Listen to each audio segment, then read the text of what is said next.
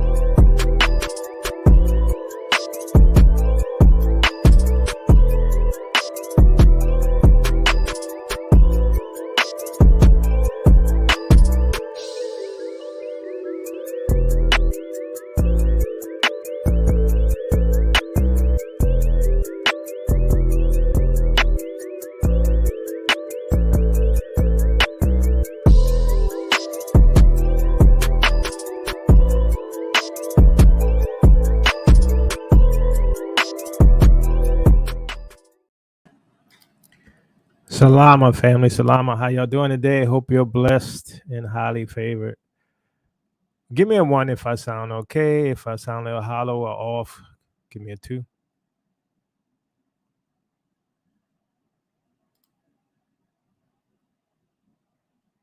All right, I'm seeing 1s. All right. Okay. All right, cool. So before we get started,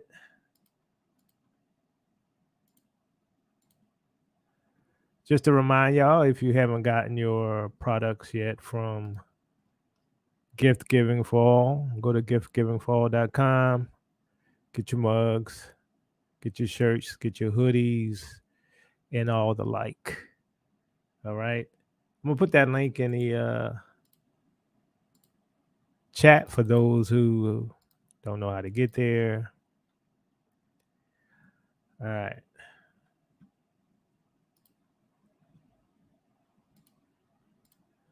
All right. So before I get started, let's talk about something real quick. Now, this is going to be for, let's say, the more advanced listener.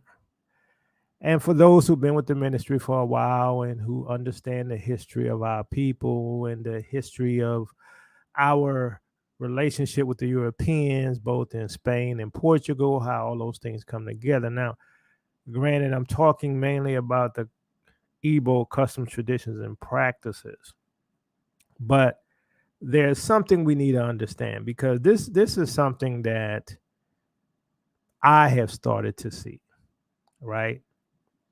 And I have started to see the complex web of lies and deception. And it is very complex, very complex. And it starts to make sense. But it's really not what this show is about, but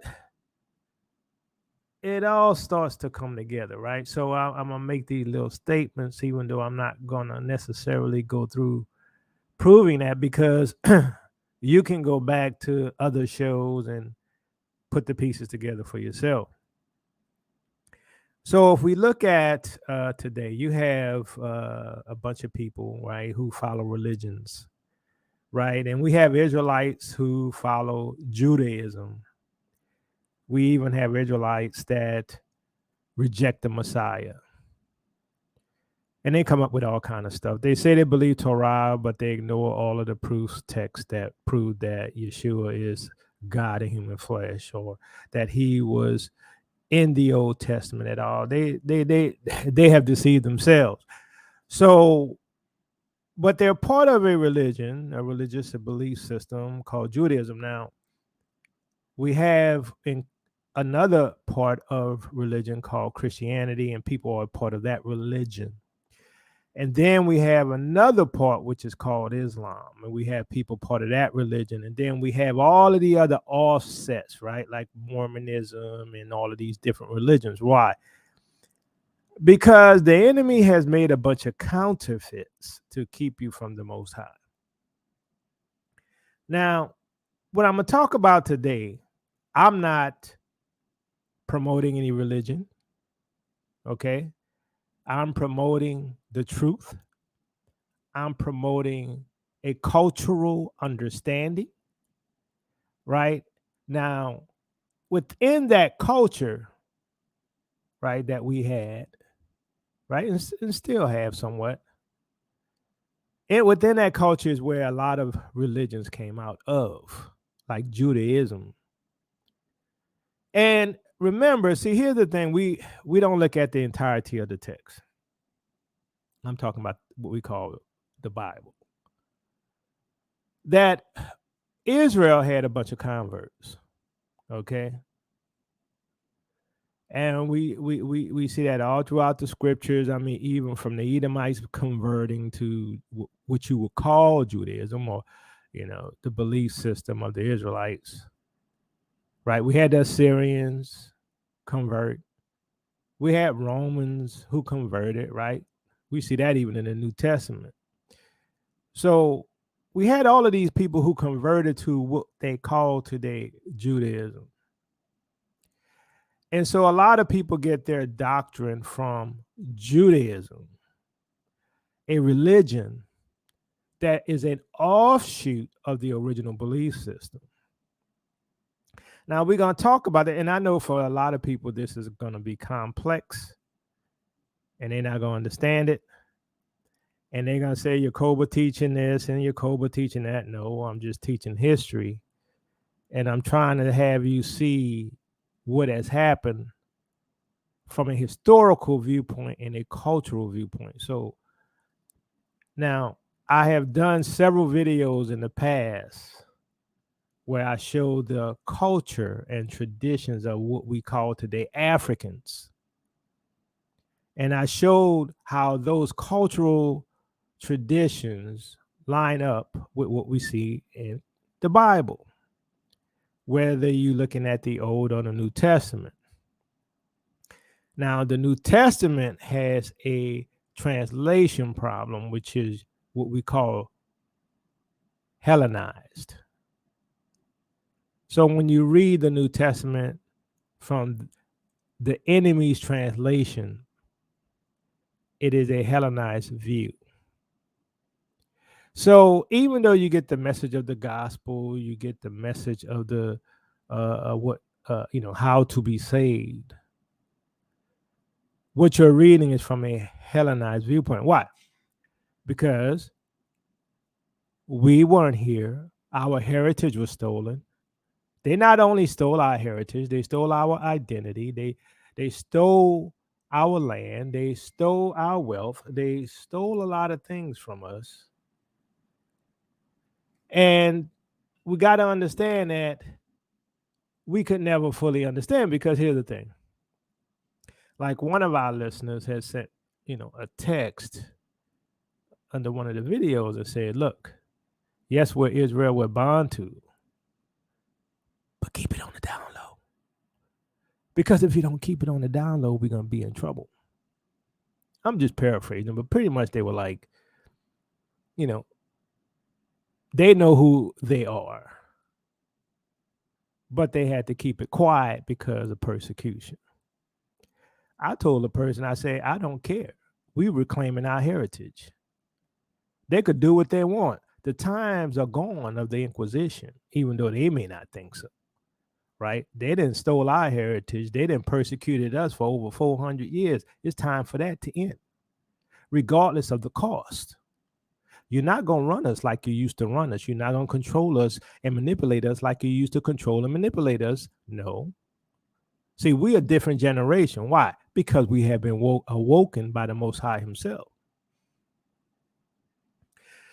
So we got to understand that we have been manipulated at every level, right? And another example of that manipulation would be camps. If you notice,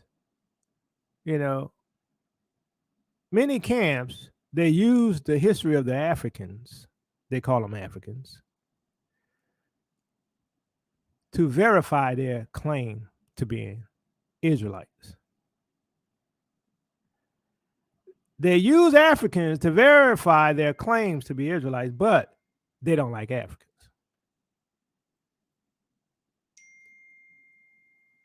You got people like, what's his name? I think his name, I might get it wrong. Nah, I'm not gonna say it because I don't remember his name, but you got one of the camp brothers who say, yeah, we not Africans. We're Israelites. Like that's something different. Well, if you're not an African Israelite, you ain't an Israelite, right? You claim being Mexican or Native American Indian, you ain't Israel if you ain't African. Okay? Because guess what? When them other people, them folks, come and tell you to prove who you are, guess where they go? To African history. But then deny the very same people who they claim to get their history from. Somebody make it make sense. See, this is the same thing that's happening today with the ones who deny Yeshua as Savior, right? You point out scriptures. Look, Yeshua here, Yeshua there. See, he's all in the Old Testament. He's all over the place. How come you don't believe he's the Messiah? He's right there in the Torah that you claim that you believe. Oh, well, I don't believe that. That's idol worship. Oh, God ain't never sacrificed nobody. Oh, the lamb, the blood on the doorpost, that wasn't for the lamb. That was just so that it would scare the Egyptians. Foolishness. Foolishness.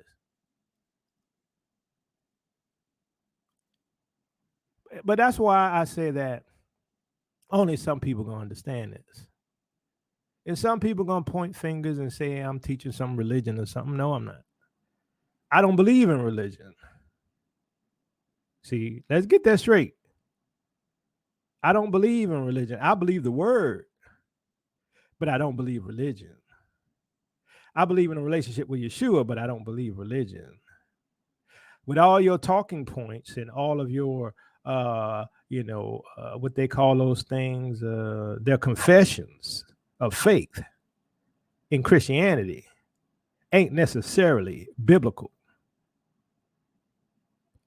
And if you notice, there's a lot of things in what we call the Christian faith that is contrary to Torah.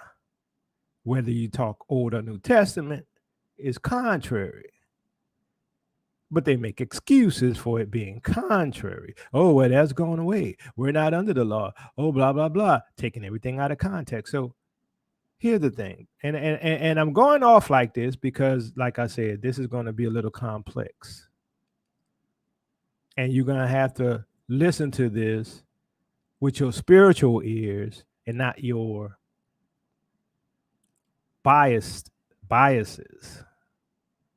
Because I'm going to tell you, some of y'all just hate Africans. I'm telling you, you African, you claim to be Israel. That's where your heritage comes from. But you got a problem with Africans. I just don't get it. But I had to make this point because look, half of the people who say this stuff don't even know the scriptures. And if they do know the scriptures, they ignore the Africanness of the scriptures. This is why they didn't want us to read the Old Testament. Why? Because the Old Testament is too African. The Old Testament is too African. The New Testament got a little Greekness in it, a little Hellenization in the translations. But if you look closely, it's African too. It's African too. Yes, the New Testament has African traditions and cultures. Yes.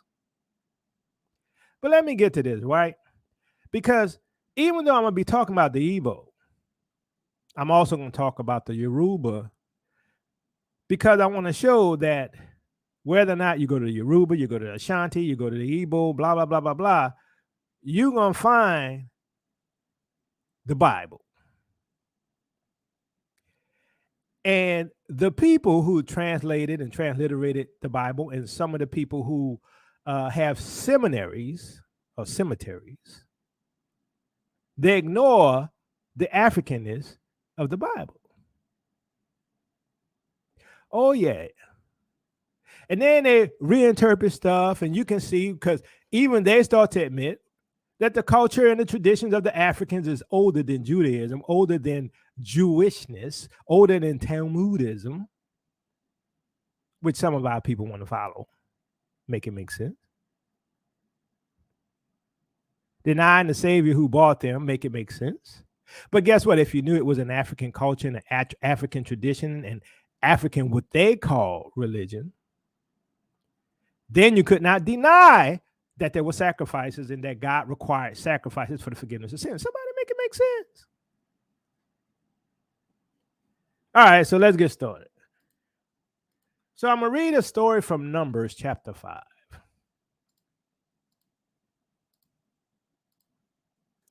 All right, Numbers 5, 16 to 22. And the priest shall bring her near and set her before the Lord. And the priest shall take holy water. See, they always do that holy water, right? It was water, but they call it holy water. In an earthenware vessel, and take some of the dust that is on the floor of the tabernacle and put it into the water. And the priest shall set the woman before the Lord and unbind the hair of the woman's head and place in her hands the grain offering of remembrance, which is the grain offering of jealousy. And in his hand the priest shall have the water of bitterness that brings the curse. Then the priest shall make her take an oath, saying, if no man has lain with you, now this is about infidelity, okay?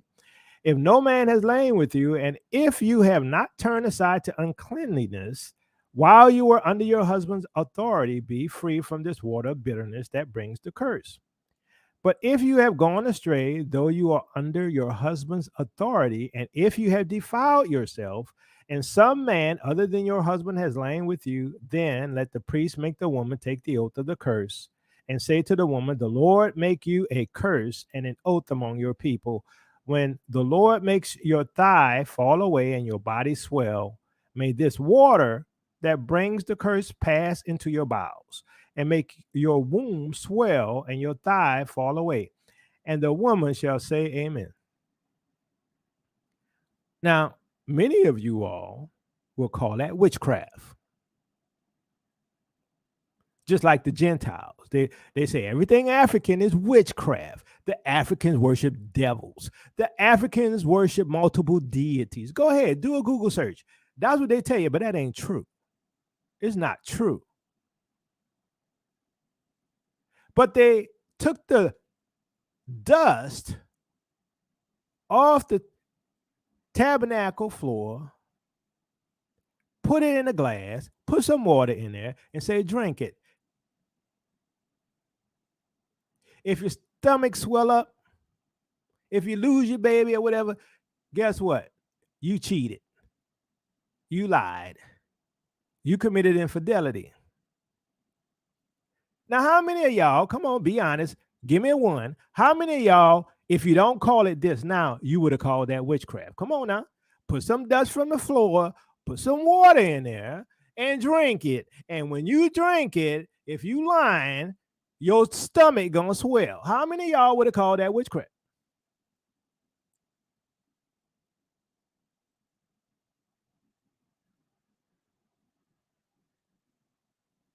Now,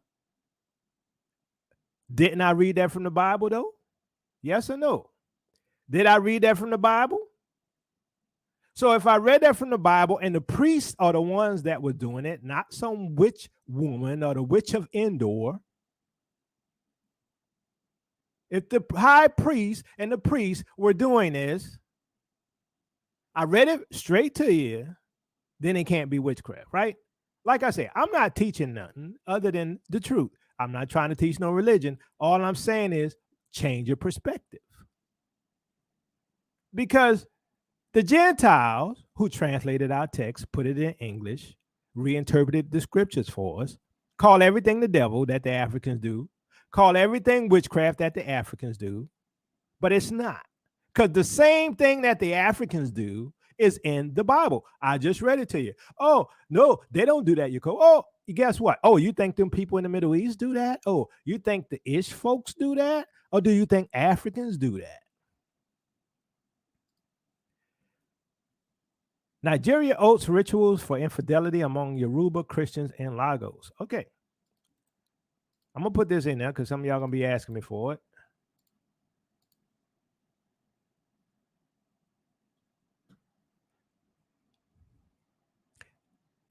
More generally, among the Yoruba in Nigeria, sources indicated that oaths or rituals for infidelity, that's what we read in the scripture in Numbers 5, take a variety of forms. Doctrinal candidate, February 25th, 2016. Professor of African religious traditions. Similarly, the professor of comparative religion stated that the exact form of the oath varies from family to family.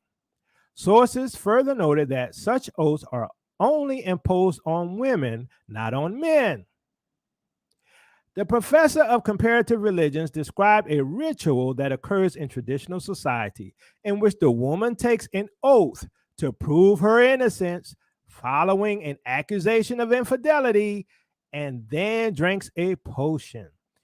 If it does not have an effect within 7 days, she's innocent. But if it does, she is deemed guilty.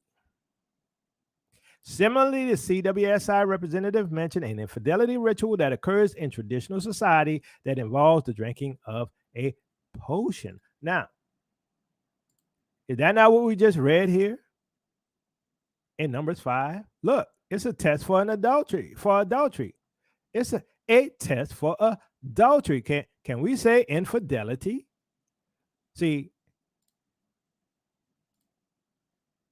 but we not the people. We're not the people.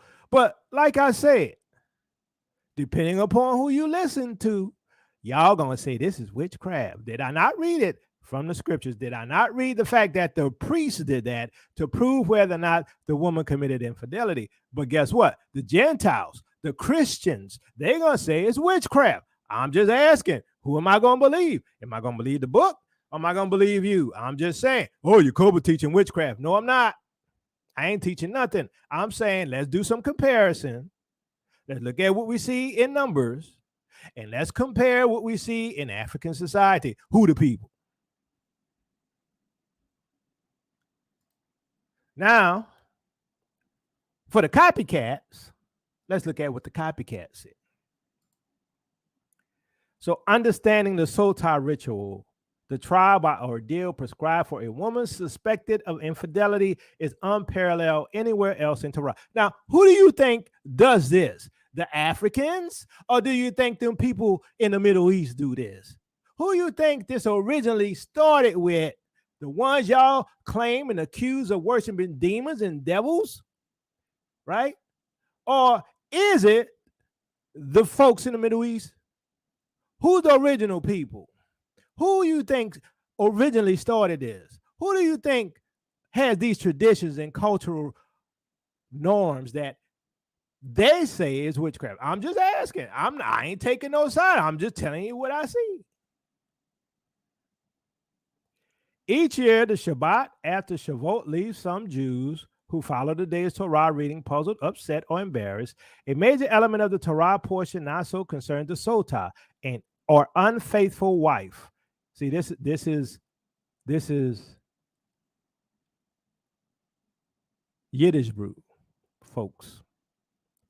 And it entails something strange and indeed unparalleled anywhere else in the Torah, an apparent trial by ordeal. Many ancient cultures, and even less ancient ones, like the 17th century Puritans who conducted the Salem witch trials, used ostensibly supernatural means to determine the guilt or innocence of someone accused of a crime. The accused was subjected to an unpleasant or downright torturous experience. Establishing innocence often meant just surviving the ordeal, but sometimes it meant not surviving it, in which case the verdict brought solace only to the accused survivors. According to the Torah, the Sotah law kicks in when a man suspects his wife of being unfaithful and warns her to not seclude herself with a particular other man. If it is established that she ignored the warning, she becomes subject to a ritual that involves her drinking a concoction of water, a bit of dirt from under the temple's marble floor, a bitter herb, and the rubbed off dried ink of the text of the Torah's description of the Sotah ritual, including God's name. Now, the Africans, the Bantus, they still do this stuff. The Ish folks, they don't do this stuff. They write about it. They put it in their books. It's not part of their culture. Why? Because they got Ish on their name for a reason. But they talk about it. but they don't do it. But the Yoruba still do it. Now, for my sister in the chat, I'm using one of your posts, if you don't mind, on the Yechi, on the Yahukuwu. I'm going to use one of your posts to make a point.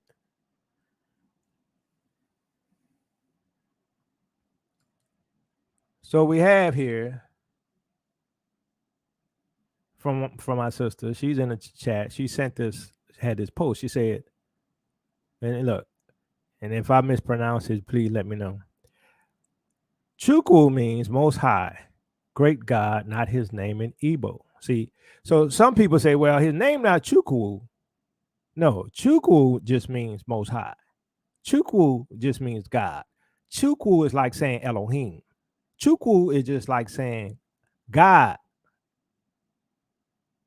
So Chukwu means most high, great God, not his name in Igbo. Chineke means God, the creator, and also not his name in Igbo. Chi is also God used in Igbo names. So Igbo names use Chi, Chukwu, as a meaning instead of his name. But we do call him Yah, so one can just translate from using the word God and use Yah as in my name. Onyetchi means gift from God, can also just be said gift from Yah. Those with Chukwu in their name can mean great God or great Yah or the Most High Yah. So hopefully that helps explain the Chukwu or Chi in Igbo names. Also, it helps to confuse the white man from knowing who we are. Those with Yah in their name was big target, so we use language, but to still teach the meanings to our children so they didn't forget the knowledge of who they are, just as the name Olauda means Judah instead of naming him Judah. So as I mentioned in the beginning, someone told me, you don't want to talk about this because, you're going to get persecuted for admitting who you are. As my sister says here, they had to hide who they are. If your name was Jeremiah or Jeremiah, guess what? They coming for you. Because remember, for those who follow this channel, how during the time of the Inquisition, it was illegal to use the name or the word Jew. It was illegal to use Yehuda. It was illegal for you to celebrate the Sabbath. It was illegal for you to celebrate the feast days. They hunted you down. They hung you from poles. They burned you in fire. No wonder. But they didn't replace you. You're called the hidden ones for a reason. Understand that this system is all against us. The United Nations exists for a reason. And that reason is to take over the world, to take over our land in Africa, to let us sign over our deeds and rights to them, that they may rule over us. That's what's going on.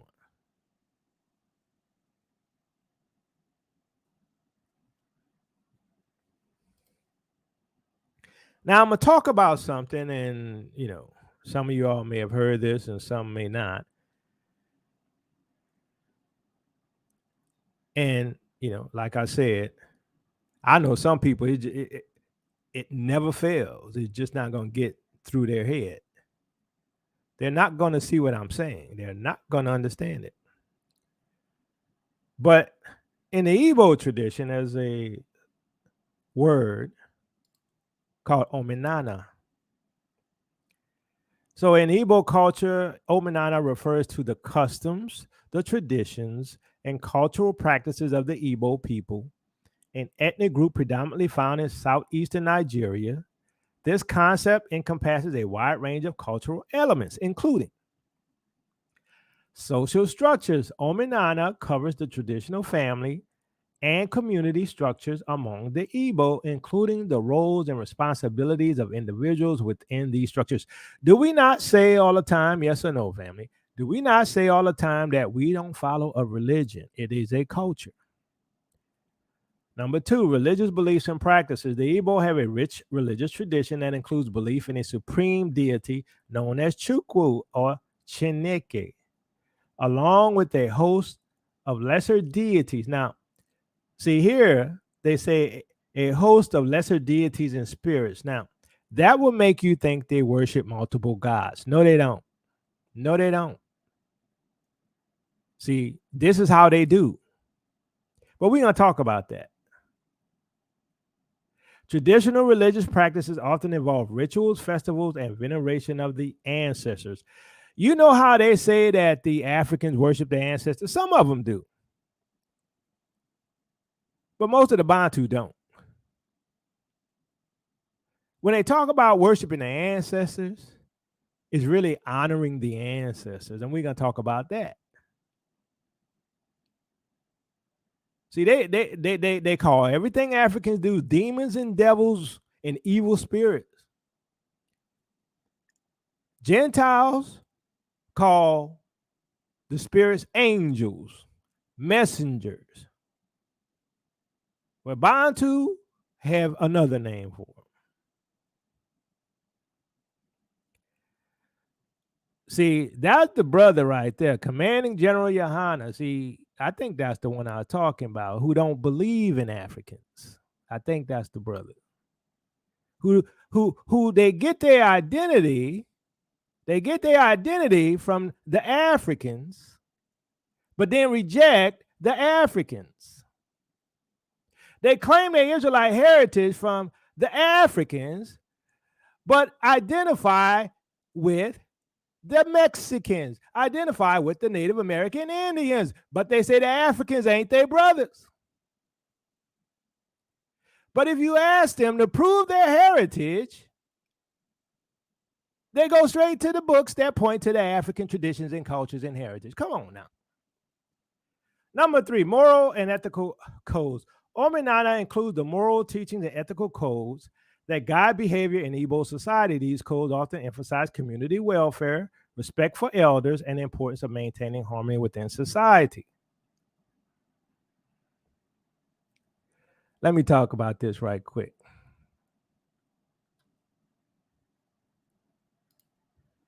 I don't believe in Africans. I'm the original people of Israel. We are Native Americans. Ha ha! Hold on. Wait a minute. All right, Commander. If you're a Native American, explain to me how you Israel. Prove to me from history, from culture, traditions, that you're an Israelite. Prove to me that your heritage in the Americas identify with the Israelites in the Bible. Prove to me the traditions, the cultural norms, all these things that prove that you're an Israelite in the Americas. Come on now. You got to prove it. Don't use nothing from Africa. Don't use none of the historical documents. You're going to have to go and use the stuff from the Mormons to prove that some kind of way you're an Israelite. Somebody make it make sense now. But let me continue. Number four, cultural ceremonies and festivals. The Igbo calendar is marked by various ceremonies and festivals, which may be tied to agricultural cycles, religious observances, or significant life events like birth, marriage, and death. Number five, art and craftsmanship. Omenana also includes the artistic expression of the Igbo people, which manifests in their music, dance, art, craftsmanship. All right, so we know all of this are traditions, cultural norms, all those things. All right. So before we go back to that, to Omenana, I want to show you a comparison to the Ish people. So the Africans call it Omenana. What do the Native American Indians call it? What do the Mexicans call it? Where's their heritage? Where's their cultural norms and Hebrew Israelite traditions? Come on now.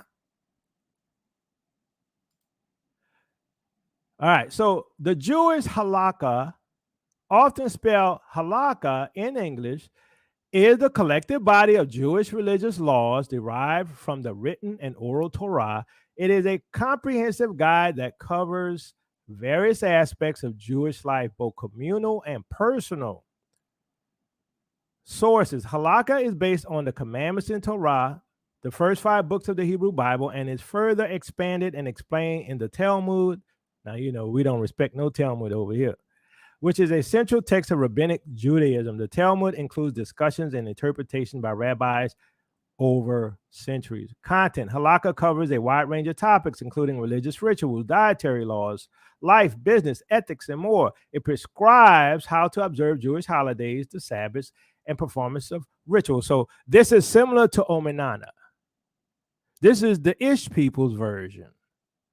Similar to Omenana, their cultural practices and tradition. So now we're going to go to a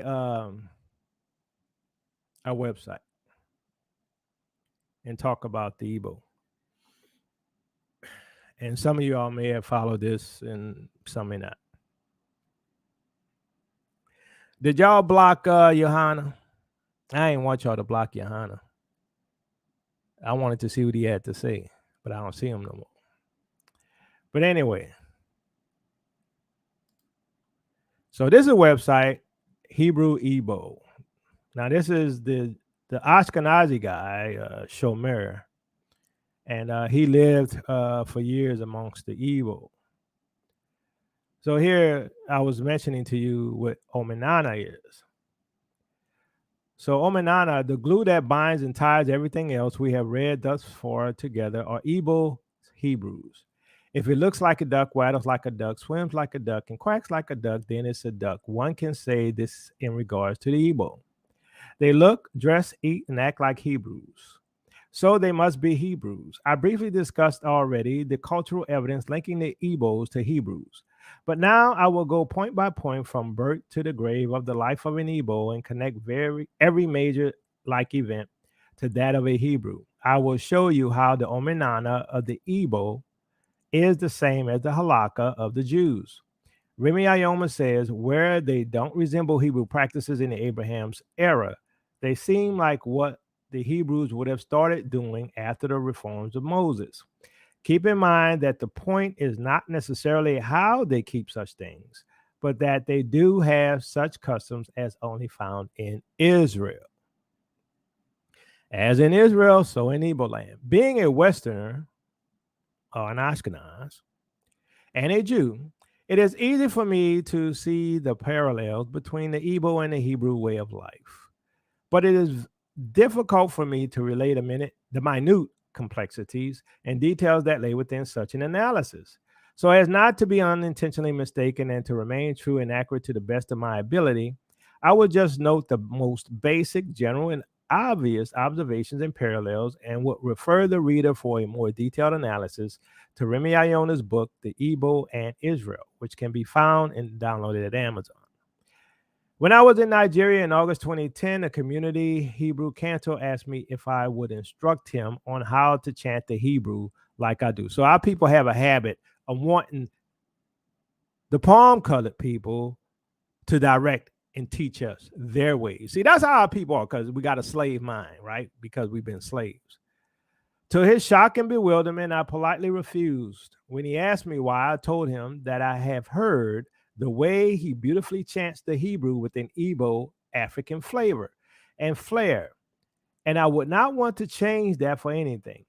I told him that it was important to make the Hebrew language his own. I told him it is important for the Igbo to explore Judaism within their own Igbo culture. So now they want to teach Judaism to the Igbo, right? But the Igbo already had the belief system, Omenana, right? Now, Judaism is modern Israelite, let me rephrase that, modern Jews' ways of worshiping who converted, right, to the belief system. Now, you can call the ancient system Omenana.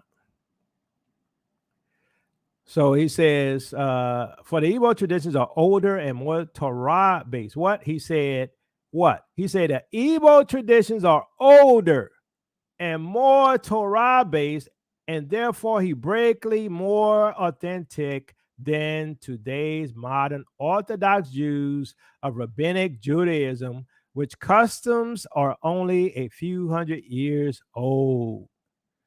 So, General Yohana, I like to know how you prove this. Where is your Omenana? Where's your halakha? Where is your identification of customs and culture and traditions that prove that you're an Israelite? Every sect of Judaism, Ashkenazic, Sephardic, Yemenite, keeps Torah, yet in their own culturally, ethnically unique way.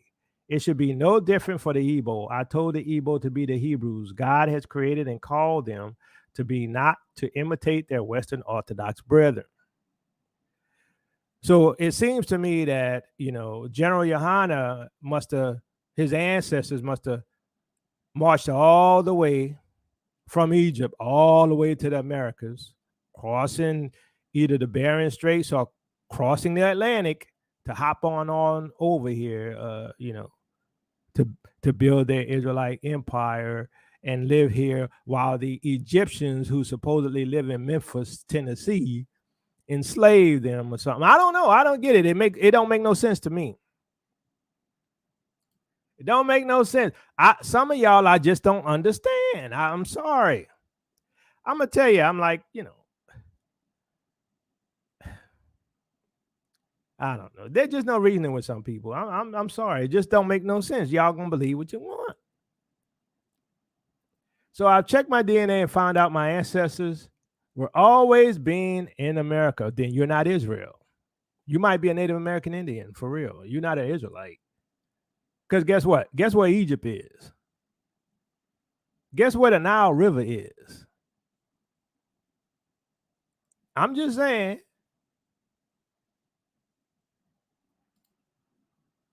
Don't make no sense to me. Guess where the gold and the silver and all that and the animals are? I'm just saying.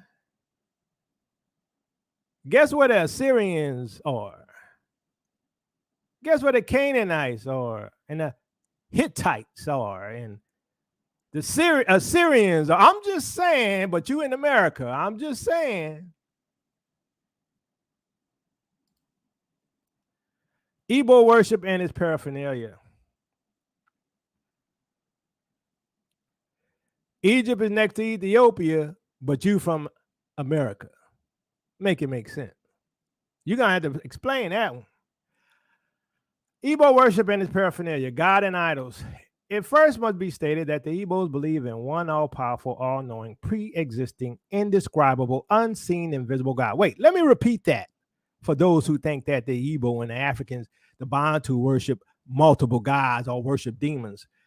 It first must be stated, let me say it again, that the Igbos believe in one all-powerful, all-knowing, pre-existing, indescribable, unseen, invisible God and creator, who is called Chukwu. Remember, Chukwu is the same as saying God.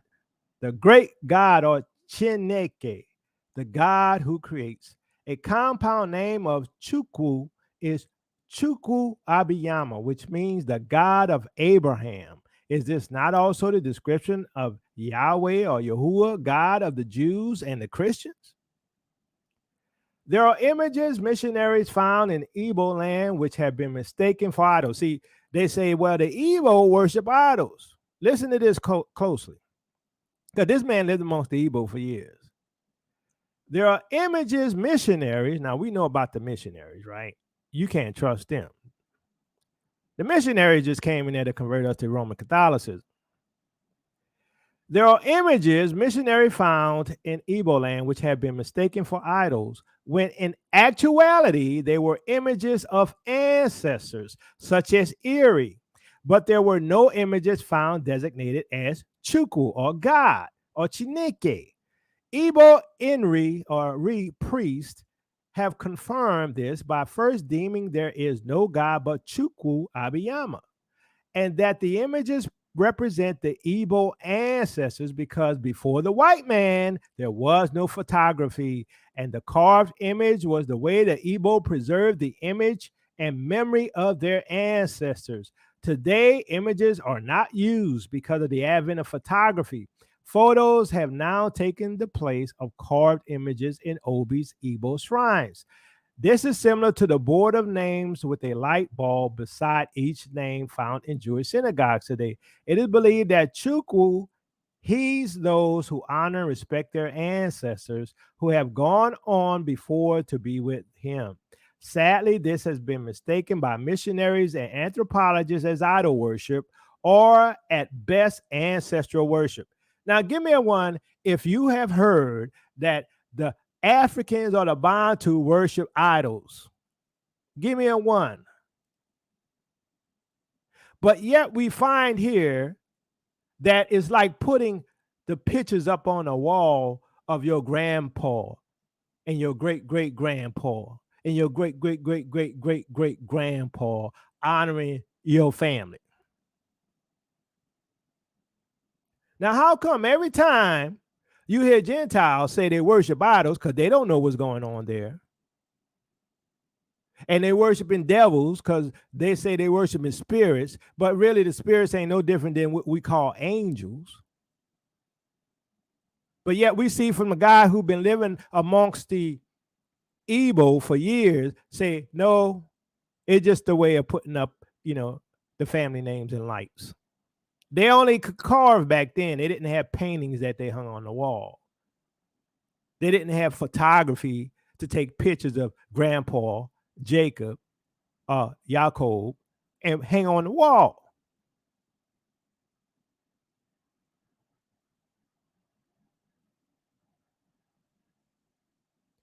As he said in the beginning, the Igbo predates Judaism. The Igbo traditions are older than modern Judaism. The Omenana existed before the Halakha.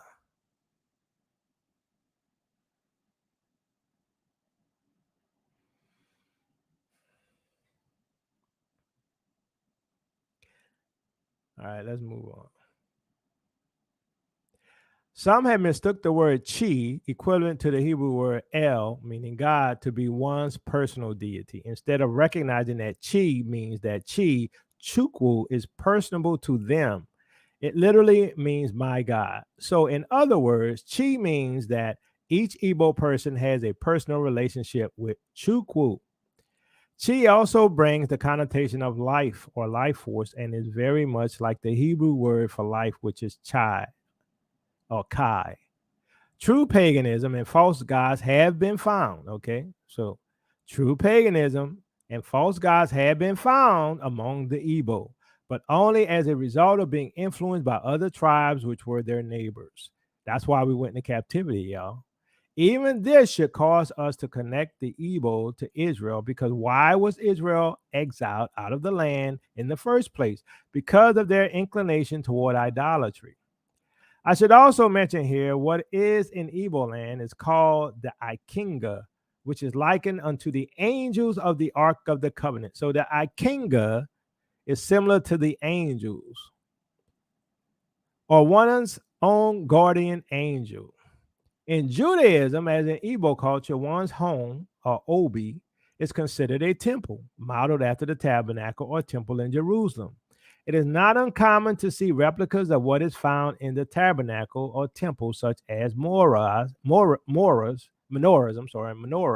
or even images of angels. Angels were in the temple. In the Igbo Obi, there is an image called the Ikenga, and it is a type of guardian angel mistaken by outsiders as one's personal household deity. See, if you don't know the customs, if you don't know the culture of a people, just like the Gentiles, they make things up. Now think of this. Knowing that the Gentiles hate us, knowing that they have always hated us, knowing that because of the Inquisition, anything that was quote unquote a Jew or Israelite or followed the Sabbath or feast days was negative, where do you think they would lean if they saw an image in your house? They're going to say, oh, that's an idol he prayed to. As opposed to saying, you know what, that's a picture of Grandpa's Yaakov. That's how they do. Remember, I showed you a video, some of y'all remember, of the Igbo, and you had what they call seers, but the host of the show, he referred to them not as seers or prophets. He referred to them as witch doctors. Now he had a choice. He could have chose seer. He could have said these are the prophets of the Igbos, but guess what he chose?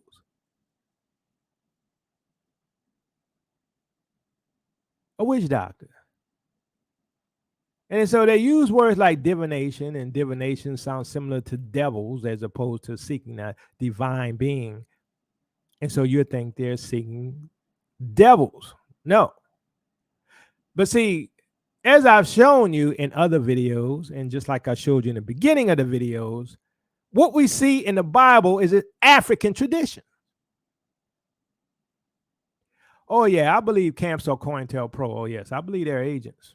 And I have no doubt. It makes no sense to me why they push this whole Mexican, Native American, Indian stuff, other than the fact that they got to be COINTELPRO. It makes no sense. It'd be one thing if they were mistaken. I don't believe that. I think they're COINTELPRO. It makes no sense. Nothing makes sense. But let's continue. The angels in Jerusalem temple were made of aromatic cedar overlaid with gold. The ikenga is usually made from the origisi tree, sacred to the Igbo, which is an aromatic evergreen tree. The origisi are also used as grave markers, as in Israel, so in Igbo land. Ofo. The Ofo is a staff of authority carried by the heads of family and clans, as well as elders, leaders, and our ruling authorities in Igbo land, which is likened to Moses' staff. What? Likened to Moses' staff, which was used to render judgment upon the people or call down curses upon Israel's enemies. See, I don't see all of this in the Mexicans. I don't see all of these traditions and cultural norms in the Native American Indians, but they're all over Africa, Bantu tribes specifically. Prayer. The formulation of Jewish prayer and prayers of the Igbo are strikingly similar. In Judaism, a standard opening for prayer, especially in the prayers called the Amidah, is blessed are you, O Lord, our God, God of our fathers, God of Abraham, Isaac, and Jacob. In Igbo land, it is common to open certain prayers with Chukwu, which is God. Chi Nike Nana Aniha, which translates to great God, God of our forefathers. It should also be a note of interest that Igbos prayed with their heads covered, as does the Jews. Prior to the coming of the white man and the advent of Christianity, as in Israel, so in Igbo land. Special times, holy days, and festivals. I will be brief and general in my description of these events, as all Igbos have such festivals, but they are called by slightly different names and have slightly different differing traditions accompanying them in various parts of Igbo land. Leviticus 23 gives us a rundown of the high holy days of Israel, and as one shall see, the Igbos also has their version of these holy days and festivals. Sabbath. Igbos have an 8-day weekly cycle with Ike Uku is the rest day. Can we say the Shabbat? Some have speculated that the 8-day cycle came from Jeroboam's decrees, which would mean Igbos are more Israelite than Judean, seeing as Jeroboam rules the 10 tribes of the northern kingdom. Before the white man came, the Igbo day, as the Jewish day, is from what? Sunset to sunset. As in Israel, so in Igbo land. New moon.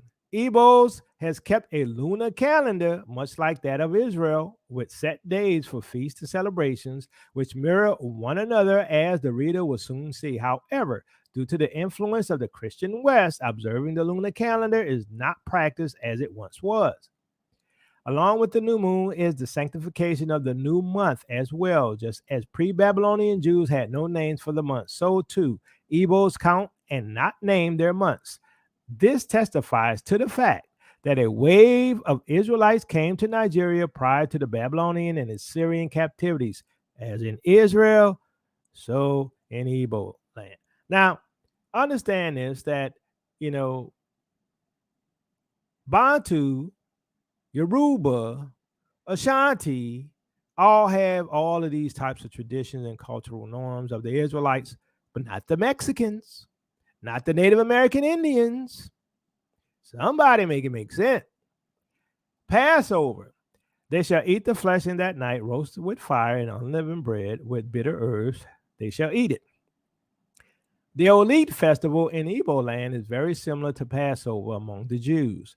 Animals are slaughtered and eaten with bitter leaves and yams. Do the Mexicans and Native American Indians do that? Nope. This too shows that despite there being a pre-Exodus exodus of Gadites that settled Igbo land, many Israelites came post-Egyptian exodus to be with their brothers and carried the tradition of the Passover with them.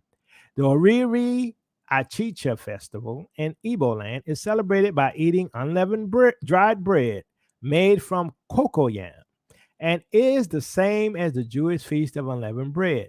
Like Passover, this feast takes place in the evening. A long walk takes place in the bush with priests and elders taking the lead. This is like a reenactment of the Exodus from Egypt. Do the Mexicans do this or the Native American Indians? I'm just want to understand. Somebody make it make sense. General Yohana, explain it to me. First fruits. The New Yam Festival, Imume Iriji, is also much like the festival of first fruits, which one is not to appear empty-handed before the Yahweh or Chukwu, respectively. In Igbo land, the best of the first fruits is dug up and presented, and after which a blood sacrifice is made, usually a chicken, and then the feasting can begin. Also, no one is permitted to eat the first fruits in Igbo land until after the Iwaji Ife Jikoku festival, which is similar to the harvest festival and sacrificial rituals as seen in Leviticus 23. General Yohana, does the Mexicans and the Native American Indians do that? I don't think so. Blowing the ram's horns, shofar. Igbos use a ram's horn that the Jews call a shofar, or even an elephant tusk, usually only Igbo rulers, to call the village together for various kinds of meetings. There is a festival in parts of Igbo land known as Iyo Mumo, reconciling with God, is similar to the biblical festival of Yom Teruah, Feast of Trumpets, more properly known as Rosh Hashanah. So as I mentioned in the beginning, see, you had a copy and a reinterpretation of not only who the people are, but our text as well, our festivals as well, our foods as well. They literally were saying, look, y'all ain't going to exist no more. Them dry bones, yeah, we were dead as a nation. They won. But as the script said, shall these bones live? Atonement. As in Israel, so in Igbo land, a blood sacrifice is required for atonement. Now, some people don't believe that, but I digress. Israelites and Igbos are also share the concept and custom of the scapegoat. As seen in the passages above, in many parts of Igbo land, the sins of the clan is pronounced over a he-goat, after which it is let loose. Yeah, I was just reading that in another book about that. That's very interesting. But guess what? I don't see Native American Indians and Mexicans doing that either. In Igbo land, the festival of Ibazu, Isu Osisi, and Ikwa Akuto is like Rosh Hashanah and Yom Kippur. Ibazu is a 6-day festival. The first 3 days, elders cover themselves in white chalk and seclude themselves in their homes for 3 days with no contact with anyone. And the last 3 days, they come out and are seen about the community. And on the 7th day is Isu Osisi. And at the end of this day, the elder men and women go to the home of the chief priest for a feast. Next comes Ikwa Okuto, where the women of the community gather at dawn and call down death curses upon the evildoers of the community and petition Chukwu Abiyama to forgive the community of their sins. Yeah, we need to call down some curses on these enemies of ours. After which broken vessels are thrown into the forest, the women go home and take a ritual bath. This constitutes the end of the Igbo year. In Jewish practice, there are 10 days, 5 of which a person reconciles with God. The other 5 days, a person reconciles with his fellow man. It is also traditional to wear garments of white during this time. This corresponds to the 3 days of seclusion and the 3 days of being seen in public. The covering of white chalk is like the Jewish wearing of white clothes during this time. In Judaism, one last meal is eaten before the feast of Yom Kippur. The next day, one takes a mikvah ritual bath and is a day of confession of sins and a call for justice with the tearing of garments before the day ends. When it is considered that the books of judgment are closed for the year in heaven and everyone's fate is sealed till next year, this is very much like the Igbo's Ikwa Akuto ceremony. One can obviously see the striking parallels. Again, General Yohana, where the Mexicans and Native American Indians doing any of this? I'm just asking. Make it make sense. Also, pertinent to the concept of atonement is that the purification, which is Igbo land, is called Ikpu Aru Na Ana Igbo. This takes place when odd happenings, great misfortunes, and strange unexplained negative occurrences such as crop failures, untimely deaths, miscarriages, plagues, etc. happen that cause the Igbo elders to take notice and declare that some Aru or abomination has brought such things about. The abomination is made known through consultation of Chukwu by the Inri priest, and then a purification and an atoning ritual takes place. Feast of Tabernacles, Sukkot.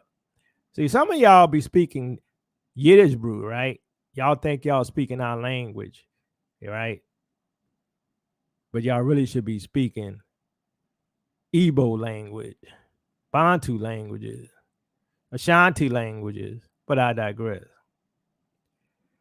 This festival is called in Igbo land Ama Intu or Ama Iwu in Aguilera, and it is called by other names in other parts of Igbo land, but the festivals are all essentially the same. During this festival, the Igbos reside in a tent or temporary shelter, usually a palm fronds, branches, and other indigenous foliage for 7 to 8 days, sometimes longer. Can we say the Feast of Tabernacle?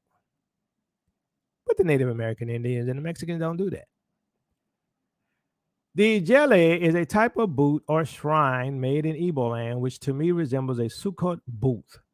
It has images surrounding it, which, as stated earlier, we know to be representatory of ancestors and not idols.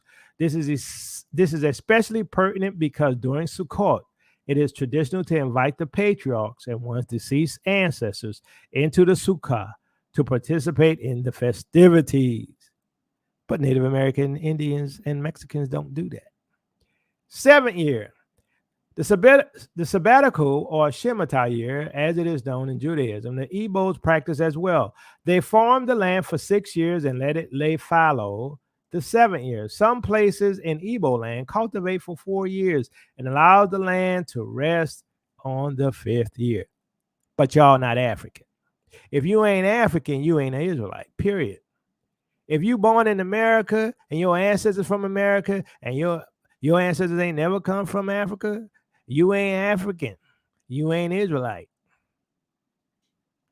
This 50-year celebration is still observed all over Igbo land and is called by various names in different parts of Igbo land, but the celebration is essentially the same everywhere you go. Closely tied with Jubilee is the redemption of land found in Leviticus 25, 23 to 28. And Igbos too do this, as did the ancient Israelites. The Igbos also practice the concept of land, which is not redeemable, as if found in Leviticus 25:30. Priesthood and sacrifices, high chief priests and priests. The Levites filled this role in Israel. The Enri priests, even though I know the N is usually silent, so it's probably the Re priests, do so in Igbo land and are thought to have a Levitical lineage. Prophet. In Judaism, prophets are called Nevim, and prophesying among the Igbo is called Abu Amuma. Like in Judaism, a man or a woman can be a prophet in Igbo land. Chukwu can speak to an Igbo in a vision or dream. A prophet will go about the clan announcing that Chukwu has revealed something to him or her, and in the evening, the clan leader goes to the shrine of Chukwu in which the prophet operates from, and it is there that the prophet reveals the prophecy to the people. Depending upon the nature of the prophecy, the leaders will decide on how to act upon what was said, such as if a communal sacrifice may be in order. This is why the Pentecostal and charismatic Christians tend to thrive among the Igbos. But yet, the Mexicans and the Native American Indians don't do that. But y'all say they Israelite. Y'all say the Africans ain't. Y'all can't prove you Israel unless you are tied to the Africans, period, with the T. Earthen altar. In the Torah, we read of the patriarchs building altars of earth and natural stone to sacrifice unto Yah. Such altars in Igbo land are common and are called aku ani. They are maintained by hand and not tool, and no tool is permitted to be used on them. Most other altars in pagan religious use hewn stones, whereas Jews and Igbos use natural uncut earth and stone to construct their altars. A 12-stone altar exists in the middle of the Niger River in Aguilera, where Eri, son of Gad, is said to have crossed. And it can be seen during the dry season when the water levels are lowest. Recalling Joshua, and where a 12-stone memorial altar was erected in the middle of the Jordan. Leviticus goes into great detail regarding various offerings, drink offerings, peace offerings, sin offerings, all of which are practiced to some degree among the Igbo. But the Africans, not Israelite. The Americans are. The Mexicans and Native American Indians are. But guess what? The Igbo got every single cultural tradition. Every single cultural tradition. Every single cultural tradition. The Africans do everything you see in the Bible. Purification rituals, everything. Sin offerings, everything. Circumcisions on the 8th day, everything. But guess what? Native American Indians and Mexicans, Israel. Come on.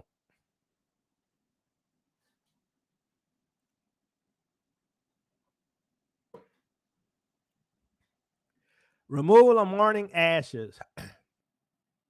Though this deals with the responsibilities of the Levitical priesthood, Israel was considered a nation of priests, and so common Israelites voluntarily took upon themselves priestly rituals in daily living. This is an example of but one of them that the Igbo practices as well. Igbos consider it an obligation mandatory to remove ashes from the previous day's fire before one kindles a new one. If not, the holiness or purity of whatever is cooked on the old ashes is thrown into question.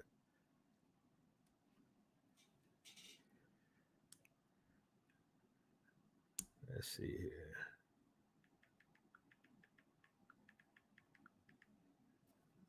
Okay. All right. So defilement. Defile not yourselves, Leviticus 18:24-30. Defile not yourselves in any of these things, for in all these the nations are defiled, which I cast out before you, and the land is defiled. Therefore I do visit the iniquity, therefore appointed, and the land itself vomited out her inhabitants. Ye shall therefore keep my statutes and my judgments, and shall not commit any of these abominations, neither any of your own nation, nor any stranger that sojourneth among you. For all these abominations have the men of the land done, which were before you, and the land is defiled, that the land spew not you out also when ye are defiled, as it spewed out the nations that were before you. For whosoever shall commit any of these abominations, even the souls that commit them shall be cut off from among their people. Therefore shall ye keep mine ordinance, that ye may commit not any one of these abominable customs which were committed before you, and that ye defile not yourselves therein. I am the Lord your God. Such commands as stated above, the Igbo observe, just as Israel held their land as holy and sacred, and would not do anything considered an abomination to defile it, as in Israel, so in Igbo land. The land to Israel and Igbo alike is so holy. It is said of both that upon the death in a foreign land and in the resurrection, the body too will make its way back to the land, even if it has to roll underground to get there. Purification of the land. Just as Israel has various offerings, sacrifices, libations, some of which are used in purification ceremonies of the land, so too in Igbo land. Holy ground. When I entered the shrine of Obu God in Aguilera, which contains the stone throne with what? Paleo Hebrew inscription at the foot. But guess what? You don't find that with the Native American Indians and the Mexican. Paleo Hebrew inscription at the foot of it and cowrie shells that reveals that the throne is dedicated to Erie's father, Gad. I had to remove my shoes before entering. There are many other places in Igbo land, such as this. Tithe. Calvin Io Michael, in his book, Our Roots Igbo Israel Heritage, page 43 says, this is an old Igbo practice that is seldom done now. When Igbos were practicing these in line with the commandment, they had no beggars among them, but with the neglect of this commandment, there is now an insurgence of beggars in Igbo land. Igbos tithe from their livestock and fields, and those who acted as priests take a portion of the tithe brought to Chukwu Abiyama, and that's the God of Abraham, right? And distributed among the less fortunate in the community. It has been noted that Igbos who follow and respect Omenana believe it so closely resembles Torah, Judaism, that Igbos have one of the lowest rates of poverty and crime among the surrounding peoples in Nigeria. All right, we'll stop there. We're going to come over here. Other miscellaneous laws and customs.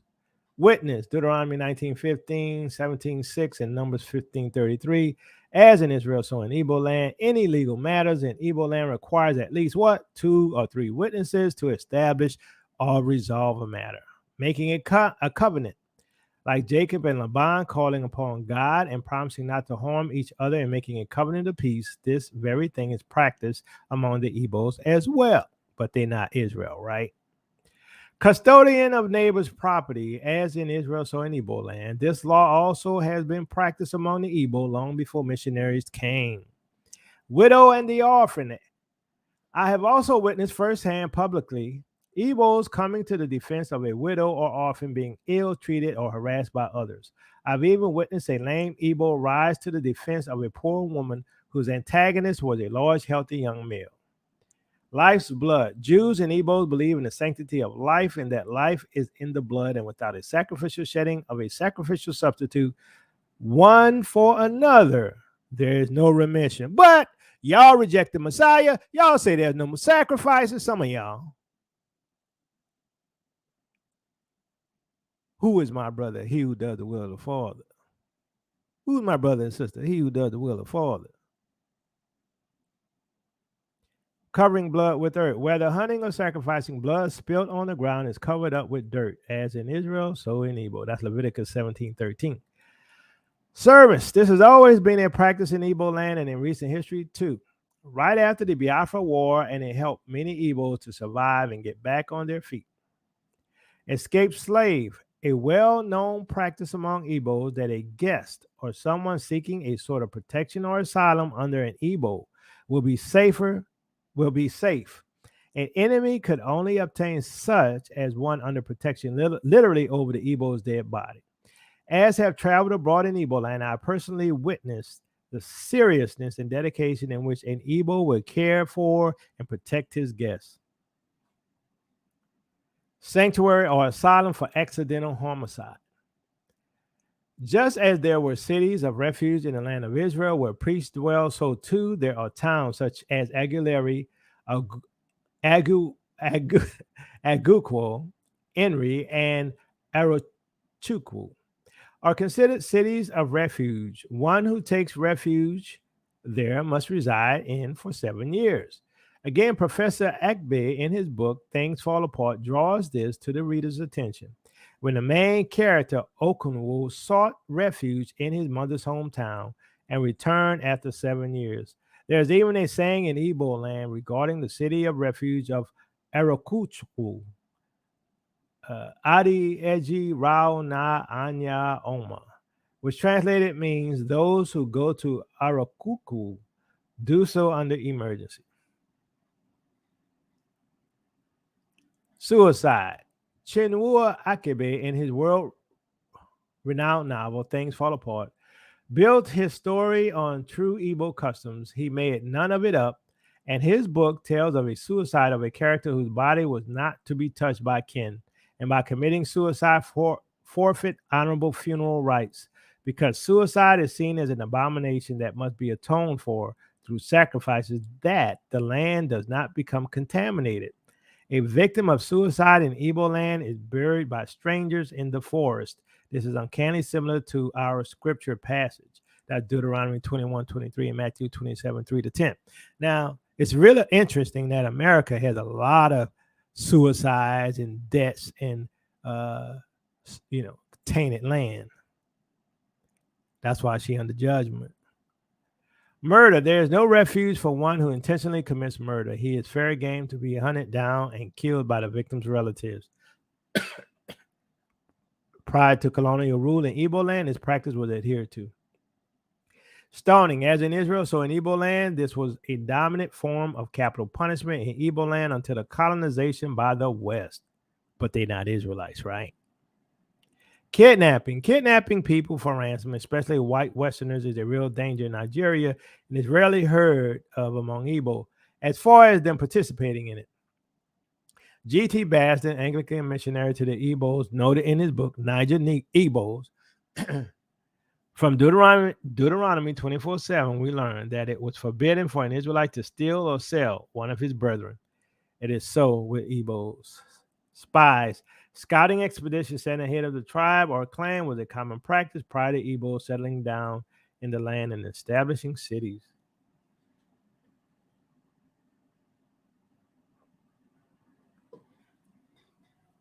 Gleaning. God commanded this as a sort of welfare system for the poor to be able to glean edges of leftovers from a field so as to provide for their family without having to beg and lose one's dignity. In Igbo land, this practice is called Ikpa Jina Makpa Ed, where one is permitted to glean leftovers from a neighbor's farm. Another similar custom is called Ije Po Ube Mango, Udala na Oloma, where one is allowed to pick fallen fruit from an orchard, not their own. This is similar to when Yeshua and his disciples plucked handfuls of grain on Sabbath in order to satisfy their hunger. They were permitted to do so under Levitical law, but the Pharisees, who enacted laws on top of Torah, forbade this practice and called it work. Luke 6:1-5. What Yeshua and his disciples, who were Jews and followed Jewish law, did, and this too is what the Igbos do. Igbo custom allows someone to pluck small quantities of anara leaves, anara fruit, orange, oloma, pears, ube, maize, for his or her consumption from someone else's farm, but does not allow him or her large quantity for sale. Igbo say, kapara aku, iwelu nakada je abulu ori meanings you can take for your consumption, but if you go with a basket, it is stealing. Mixing crops. Israel has very stringent rules regarding farming of the land, which Igbos also observe. Like Israel, Igbos only plant one thing in a field at a time and do not mix crops with another, while the peoples around them seeds and crops. Property markers. This is taken so seriously in Igbo land that an offender could be fined or even excommunicated. Designated areas. It appears that the spies who came to Rahab and cut a deal with her used the sign of the scarlet cord to mark her place as off limits. In Igbo land, a scarlet cord is used to partition off restricted areas. Leprosy. Igbos too, for health, safety, and sanctity of the community, will quarantine their skin-afflicted sick outside the village. This was until the white man came. Straying animals. Igbo land, one who loses an animal that strayed will go to a hill or other elevated place and announce in the evening regarding the missing animal. Those who hear and has the animal in question in their care will reply, and the owner will leave with the caretaker to retrieve his animal. Damage caused by livestock. This law in Igbo land only differs in that retribution is monetary in nature and not in produce of the land. Thieves. In the past, thieves in Igbo land, if caught, were burned or stoned to death. Restitution. This law is followed in Igbo land, but in more recent times, likely due to the westernization of Nigeria, verbal apologies suffice in some situations. Census. Igbos, too, do not like or participate voluntarily in census. Kings. There is a saying among the Igbo Inwe Eze, which means the Igbo have no king. Some take this to mean Igbos never had kings and that the concept of kings were either adopted by influence of surrounding tribes or it was introduced by the coming of the white man. But I believe this is meant that they have no greater king than Chukwuabiyama, the God of Abraham. For it is clear that Igbo kingly dynasties are recorded to go back all the way to Erie's sons, and this is long before the white man came to Nigeria, as I've listed earlier in this book. Witchcraft. Witches in Igbo land were excommunicated or stoned to death in the Igbo land. As in Israel, so in Igbo land. Retaliation. In both Israel and Igbo land, it is understood that an eye for an eye, a tooth for a tooth is an idiomatic term referring to monetary compensation. Case in point, let us say that a man hit another man in the eye, producing 80% vision loss in his right eye. How then can it be guaranteed that the injured man, if allowed to hit the other man in the right eye, will be able to do so at the very same trajectory and velocity, which caused 80% blindness in his own eye? You can't. This is why the above passage is concept in Judaism and in Igbo land is understood regarding monetary compensation of medical bills. No, it doesn't just regard monetary compensation. Just like we see in the book of Revelation, he who leads into captivity goes into captivity. He who kills with the sword must be killed with the sword. That's eye for an eye, tooth for tooth. Gossip. Thou shalt not go up and down as a talebearer among thy people, neither shalt thou stand against the blood of thy neighbor. I am the Lord. Gossip is called Lashon Hara in Hebrew, which is translated, evil tongue. Gossip in Hebraic and Igbo culture is greatly looked down upon, and gossip, such as that is called or deemed as character assassination, is looked upon as gravely as that of physical murder.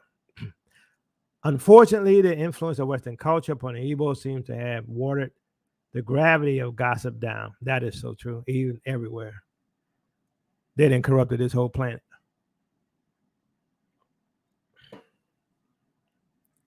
Calling heaven and earth to witness. In Igbo land, this is a very common saying.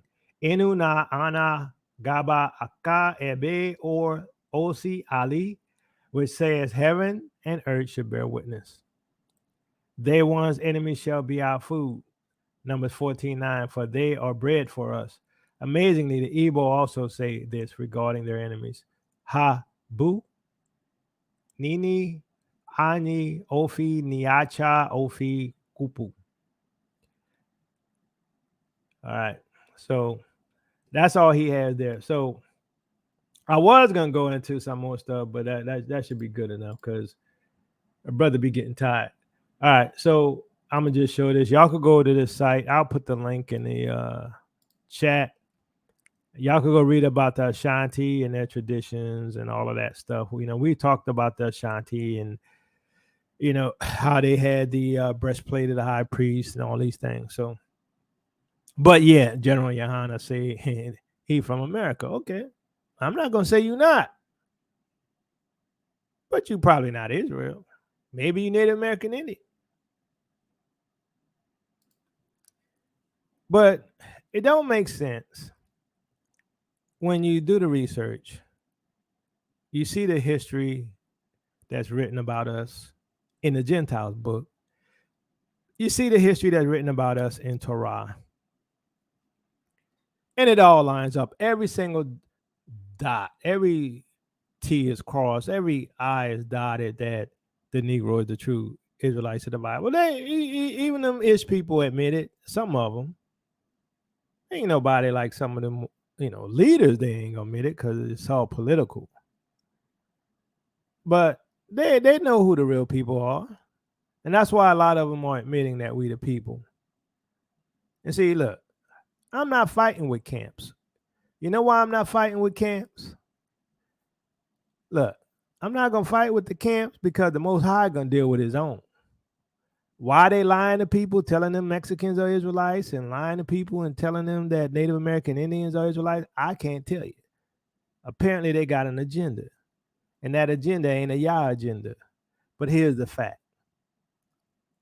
If you knew Yah, you'd tell the truth. If you knew Yah, you'd be like, nah, Mexicans ain't Israelites. I'm sorry, I was wrong. No, Native American Indians ain't Israelites. I'm sorry. That's just something we inherited from, One West. If you knew Yah, you wouldn't be doing it because you're going to be held accountable. Y'all already know. We didn't went in captivity for 400 years for the sins of our ancestors. We ain't even do it. What you think he's going to do to those who purposefully lie and tell untruths? I'm just saying. See, I told y'all, I feel y'all. I don't play. I'm not going to lie. I'm not going to misrepresent. And like I say, too, I ain't talking about Afro-Latinos. I ain't talking about people who may have been Afro-Indians because of slavery. I'm not saying they're not Israel.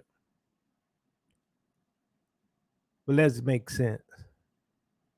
Some of them people are just like them people over there in Portugal and Spain who sent us all the way to Sao Tome, sent us to Angola, sent us to the Americas, enslaved us, who are all still Catholic.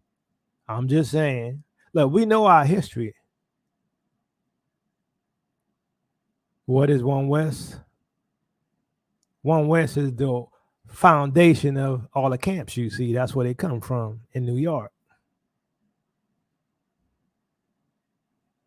But I'm not fighting with them brothers. You know why? Like I say, the Most High gonna deal with them. You don't fear him, that's your business. I fear him. I'm not playing. I'm not gonna lie. I'm not getting on the train that y'all on because it's gonna fall off the cliff. We done went into captivity for 400 years. You ain't learned your lesson now. That's your business. I don't care. Now y'all know as good as I do. You Cobra don't mind a little fight, but I don't want to fight no Israelites. I ain't looking to fight y'all. Y'all do what you do. You do you. I'ma do me. You do you. I'ma do me. I ain't fighting y'all, brothers. Y'all do y'all. I'm not hating on y'all. Y'all do y'all thing. Y'all belong to the Most High. You don't belong to me. You ain't got to answer to me. I tell you one thing though. On this channel, we're gonna teach the whole truth and nothing but the truth. I could tell you that. You can't deny that the Negro the true Israelites of the Bible. You can't deny it from the biblical standpoint. You can't deny it from a historical standpoint. You can't deny it from a cultural standpoint. I'm going to just drop the mic on this one. But I'm going to tell you this, because some of y'all don't seem to recognize. But before I continue, if you want to support this ministry, you can become a patron. Or you could give Cash App, $TEOTW 7101. Or you could go to giftgivingforall.com. But let me say this before I end. If you're a Gentile, if you're not a Gentile and you're an Israelite, but you're a Christian, or you a Negro who part of Judaism, or whatever, Seventh-day Adventist, you can't deny the evidence that we the people. You can't deny the facts. You can't deny it if you're honest. Some people gonna gaslight you and say those aren't the drawers you're looking for. But guess what? This is what you don't understand. See them earthquakes over there in Iceland? See the blood waters in Hawaii? See them wars, rumors of wars, earthquakes, pestilence in diverse places, all happening now? All at the time that the Negroes waking up saying, you know what, we the true Hebrews. Look, we got the evidence. We got all the proof. Russia and them talking nukes. America talking nukes. Somebody gonna push the button. Don't think it's not gonna happen.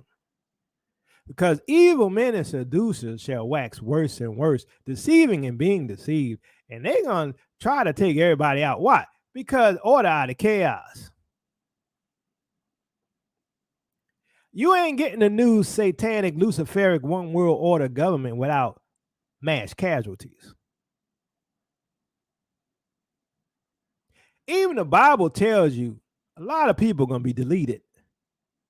Go read those seals.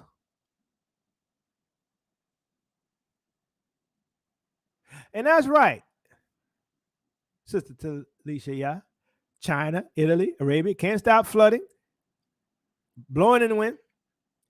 Let's not talk about Italy not producing babies no more. I'm just saying. Y'all keep playing. Because a lot of people ain't going to be here. You know it. I know it. A lot of people ain't here now. You got a lot of people who have been deleted through some other means. They dying at 30, 40, 30 years old, 40 years old, 18, 50s. They ain't making it into their 70s and 80s. Keep playing. Keep lying. Keep telling half truths. And you're going to be standing before the Most High, and you're going to have to give an explanation. What you going to say? Well, you know, I guess, Lord, we knew the Mexicans weren't us. We knew that the Native American Indians were us, but you know, we have a little clique. We get a little money from them. We like their women. We don't like the Africans because the Africans sold us into slavery. But yet you claim to be from America. Y'all keep playing. Because a lot of people ain't going to be here soon. I'm telling you, keep playing. Y'all think I'm lying. I've been warning y'all for years. We at that point. Oh, yeah. We at that point. We sit back and watch the world collapse and clap. We at that point.